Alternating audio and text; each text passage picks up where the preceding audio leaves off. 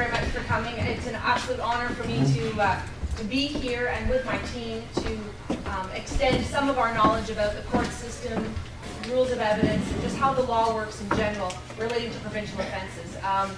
The case that we're doing today is an actual case that was handled by my firm, and a lot of the testimony that the witnesses will give are an exact statement. These are exact statement, verbatim statements that were taken by the bus driver and the truck driver in this instance. And so although it may seem incredible that they actually said the words that they said, I just want you to know these are based on actual events. So the reason why we did that, of course, is to give that air of reality.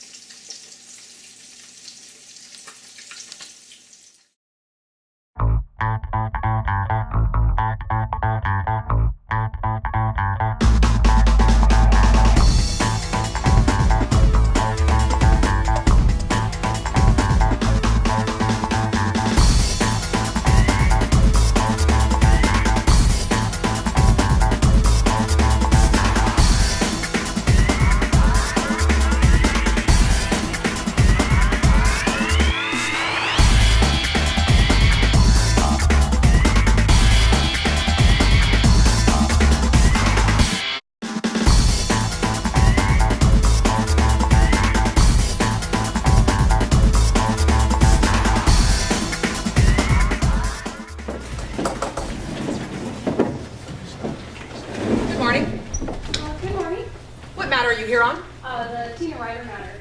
Tina Ryder. Huh. So what are you doing with it? Pleading guilty, I presume. From Burness Paralegal. I'm not pleading guilty. The matter's going to trial if you're not withdrawing it. Withdrawing? Are you aware that your client hit the back of a school bus? Of course I'm aware. I received the disclosure package. Madam, is your client even here? Not that it matters, because my client is entitled to be represented in her absence. But yes, my client's here. More importantly, are your witnesses even here? Madam, you're quite unreasonable. I should have guessed you're from Burness Paralegal. And of course my witnesses are here. I guess we're just going to have to let the justices decide then. Very well then. Mr. Clerk, please bring in His Worship. Tina Ryder, Please stand. you have been charged that on or about June 21st, 2011 in the municipality of Huronia have committed the offense of careless driving contrary to section 130 of the Highway Traffic Act. How do you plead, guilty or not guilty? Not guilty. Madam Burness, call your first witness. Your Worship, before we proceed, I believe there should be a witness exclusion order. There are multiple witnesses in this matter. Yes, thank you. How many witnesses?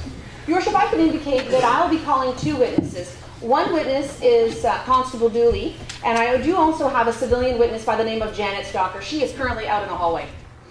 Handwriting. Yes, they are. And since the time that you created them, have there been any additions, deletions, or alterations of any kind? None.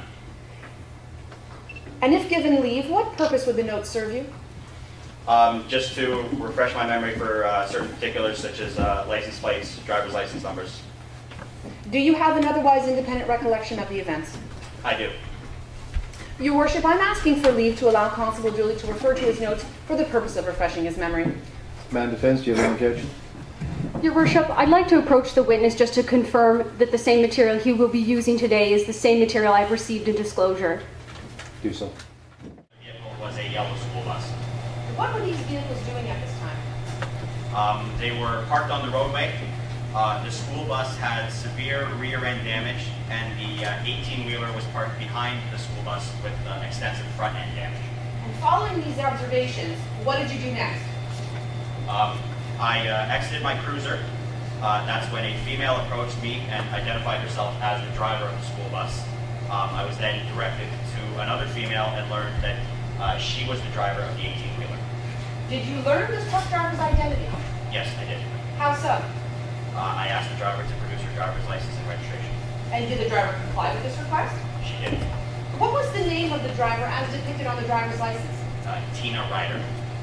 And did this license contain a photo? It did. Did you compare the photo to the person that presented the license to you? Yes, I did. And how did it compare? One and the same. And sir, do you see this person in court today? Yes, I do. She is seated at the table next to me. Your worship, please have the record reflect that the defendant has in fact been identified. So noted. Sir, can you describe the roadway located in the vicinity of 1916 Highway 26? Yes, it's a. R-Y-D-E-R. Do you wish to swear on the Bible or affirm? I will swear. Can you please place your right hand on the Bible? Do you swear to tell the truth, the whole truth, and nothing but the truth, so help you God? I do. Your worship, I just wish to remind this witness, please keep your voice up, madam. It is difficult for the court to hear. Sorry. Ms. Ryder, can you tell the court what your mental state was shortly after the accident? I was really shaken up because I'd never been in an accident before. Can you also tell the court what happened after the officer approached you? I do remember he approached me and he asked me for my driver's license, and then he left for about 5 minutes, and then came and asked me to go and sit in the back seat of the car. Did the officer tell you why he invited you to sit in the back of the car? No. What happened next? He opened the door to the back seat and asked me to sit in. Then what happened? He got into the front seat. Ms. Ryder, have you ever been in the back of a police cruiser before? Oh no. How did it make you feel sitting back there? Well, I felt like a criminal. There were these bars that looked like you'd see on TV, like for a jail cell dividing, and they divided the front seat from the back seat. What happened next? He read me my rights and he asked me to tell him what happened.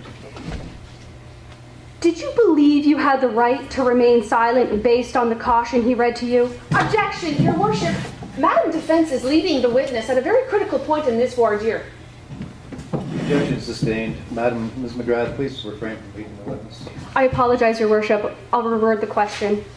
Ms. Ryder, what was your understanding of your rights following the reading of the caution by the officer?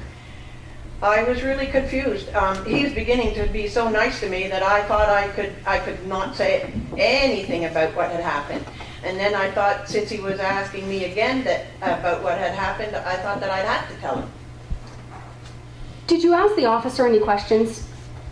Yes, I wanted to know that if I cooperated and gave a statement, if he'd still charge me. And what was the answer? He said no. Have you had the caution explained to you since the incident? Yes, you have explained it to me. And what is your understanding now? That I do have the right to remain silent. And this means that I don't have to tell that officer anything. Looking back, why did you give a statement to the officer? Well, I thought that I had to, the way he made it seem was that if I had cooperated, I wouldn't be charged. Ms. Ryder, was your statement given voluntarily? No. Thank you. I have no further questions. Machine and all the gadgets and gauges that go with it. Agreed? Yes? When did you become a truck driver, madam? 35 years ago.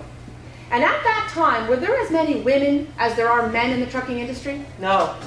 In fact, I'm going to suggest to you that the men probably outnumbered the women 10 to 1.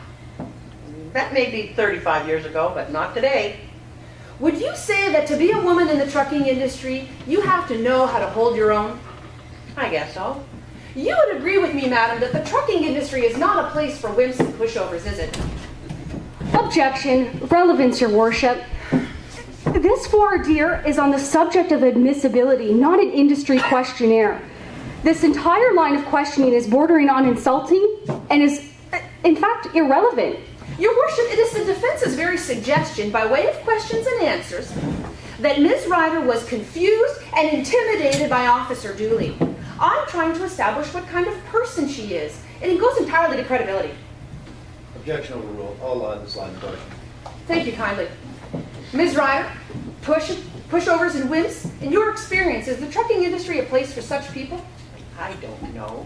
Ms. Ryder, are you a wimp and a pushover? No. No, you're not, are you? You're a confident, knowledgeable, strong-willed person. Wouldn't you agree? Yeah, I guess so. Ms. Ryder, you want this court to believe that your statement wasn't voluntary.